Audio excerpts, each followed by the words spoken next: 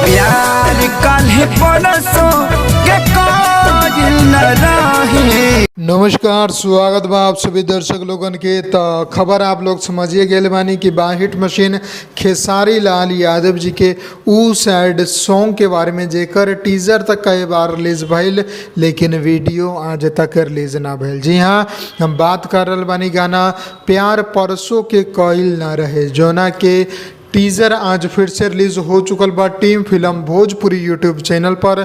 जौना गाना के खेसारी लाल यादव जी गौले बड़े।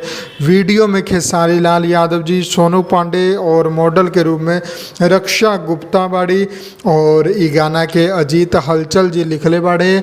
गाना के म्यूजिक दिले रहले राज गाजीपुरी जी। जी हाँ, तो फाइनली ई गाना के ऑफिशियल रिलीज डेट आ चुकल बा। जी हाँ, आप लोग सामने स्क्रीन पर देखिए सका तानी कि 22 मार्च 2022 यानी कि बिहान सुबह 7 बजे आप लोगन के एक फुल वीडियो सॉन्ग देखे के मिल जाई।